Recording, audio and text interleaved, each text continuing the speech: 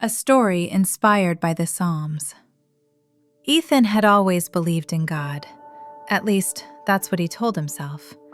He went to church on Sundays, bowed his head when others prayed, and kept a small Bible on his shelf. But lately, his faith felt more like a memory than something alive. Life had become heavy, too heavy. Work was uncertain. The company had started to talk about restructuring. Some of his friends were already gone. Bills were stacking up. Sleep came late and left early. His mind felt like a storm that never stopped. One evening, as the sky turned a soft shade of gold, Ethan sat at his small kitchen table, staring at his phone. Another email from his boss, another update that said nothing and meant everything. He sighed deeply and whispered to himself, "I don't know what to do anymore." On the table lay his old Bible, covered in a thin layer of dust. His grandmother had given it to him years ago, telling him, "When the world feels too loud, listen here." Tonight, the world was loud. Almost without thinking, Ethan reached for the Bible and opened it. The pages fell into the Psalms, those ancient songs he had heard so often, but never really heard with his own heart. His eyes landed on words about God being a refuge, a shepherd, a fortress, a helper in times of trouble. He didn't fully understand how those words could fit into his modern problems, but something in them felt steady, like a rock under his feet. He read slowly, line by line. "The Lord is my shepherd. God is our refuge and strength. Those who trust in the Lord are like Mount Zion, which cannot be shaken." He paused and closed his eyes. "Lord," he whispered, not quite a prayer, not quite a thought. "I don't feel strong. I feel like everything is shaking." The room was quiet. Only the faint hum of the refrigerator and the distant sound of cars passing outside. A gentle idea came to his mind. Go for a walk. So he closed the Bible, grabbed his jacket, and stepped out into the cool evening air. The path behind his apartment led to a small park. It wasn't anything special, just a few trees, a worn bench, and a narrow path that circled a little pond. But tonight, it felt different. The sky was painted with soft colors, reflections dancing slowly over the water. Ethan walked in silence. His thoughts started to rise again. What if I lose my job? What if I can't pay the bills? What if everything falls apart? He stopped by the pond and watched the gentle ripples on the surface. The trees were still. The air was calm. In that stillness, he remembered another line he had just read. "Be still and know that I am God." He repeated it in his mind. "Be still and know that I am God." He let the words sink in. What did it mean to be still? Not to fix everything, not to figure out every answer, not to control every outcome, just to be still and to know that God is still God. For the first time in a long time, Ethan didn't rush to an answer. He just stood there, breathing slowly, listening to the quiet. The next morning, the problems did not magically disappear. The emails were still there, the uncertainty remained, and the questions hadn't evaporated. But something small, almost invisible, had changed inside him. Instead of grabbing his phone first, he reached for the Bible. Again, he opened to the Psalms.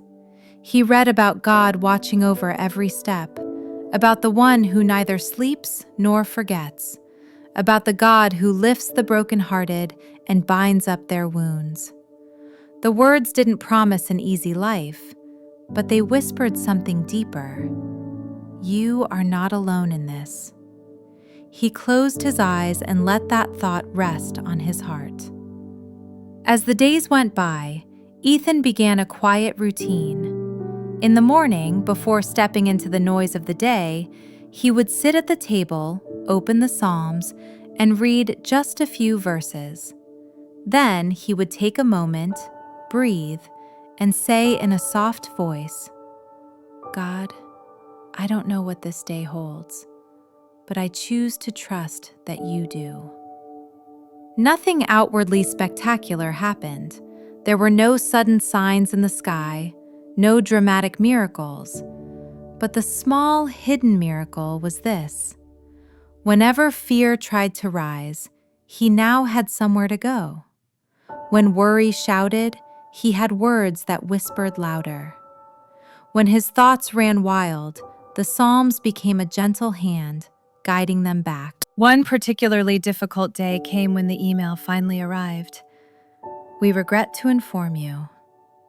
His job was gone. For a moment, old fear rushed back in, sharp, familiar, heavy. He sat down, feeling the weight press on his chest. His hands trembled slightly as he opened the Bible, not out of habit, but out of need. Again, the pages opened to the Psalms. This time, his eyes fell on verses about walking through dark valleys, about fearing no evil because God was near, about a table prepared in the presence of enemies, about goodness and mercy following closely behind. He let the words sit with him. Tears filled his eyes, not just from fear, but from a strange mix of sadness and quiet assurance. "Lord," he said softly, "I'm scared, but I don't want to run in panic. Help me walk through this with you." He didn't deny the fear. He didn't pretend to be strong. He simply chose one more time to place his shaking heart in steady hands. And in that quiet moment, his fear didn't disappear, but it softened. Days turned into weeks. Ethan started sending out resumes, making calls, and searching for work. Sometimes doors closed, sometimes there was silence. Sometimes he felt the old anxiety rising again. But each time he went back to that same place, the quiet table, the open Bible, the ancient songs. He noticed something as he kept reading. The Psalms were not written by people who had perfect lives. They were written by people who knew fear, danger, betrayal, confusion, loneliness, and still chose to trust. They cried, but trusted. They questioned, but trusted. They stumbled, but trusted. Ethan realized he didn't have to be a perfect believer. He only had to keep coming back to God, back to trust, back to the one who knew his heart better than he did. One afternoon, he went again to the small park. The sun was lower in the sky, casting long shadows on the path. He sat on the same worn bench by the pond where he had stood that first evening. The water moved slowly. The air was calm. He thought about the last few weeks. No, his life wasn't suddenly easy, but he realized something. The storm inside him was quieter. The what-ifs were still there, but they no longer felt like they were in control. Fear still knocked, but it no longer owned the house. He whispered, half to himself, half to God, "I still don't know how everything will work out, but I'm starting to believe that I don't have to know. I just have to trust that you walk with me."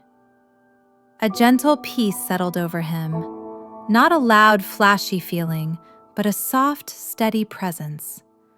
Weeks later, an unexpected call came. A small company, one he had almost forgotten about, wanted to interview him. The position wasn't grand or glamorous, but as he spoke with them, he felt something he hadn't felt in a long time. A quiet sense of, this is the right step. The job didn't solve every problem in an instant, but it was enough. enough to move forward, enough to breathe, enough to see that God had not dropped him in the dark. That night, Ethan opened the Psalms again, not as someone desperately searching for a lifeline, but as someone sitting with a faithful friend. He read words about giving thanks, about God's goodness, about his love that endures forever. And with a small smile, he realized, trusting God did not mean never feeling afraid. Trusting God meant choosing, again and again, to place his fear into the hands of someone stronger. Life continued. There were still challenges. Other fears came, as they always do. But now he had a path he knew how to walk. When worry rose, he remembered the pond, the bench, the soft words, "Be still." When fear whispered, he remembered that valley the psalmist spoke of, not walked alone. When uncertainty returned, he remembered the refuge, the fortress, the shepherd. And each time, his heart would say, sometimes trembling, sometimes confident, God, I don't have to understand everything. I just want to walk this day with you. In that simple, steady decision, Ethan found what the Psalms had been singing for centuries. Not a life without storms, but a heart that learns, step by step, to trust the one who never leaves in the middle of them.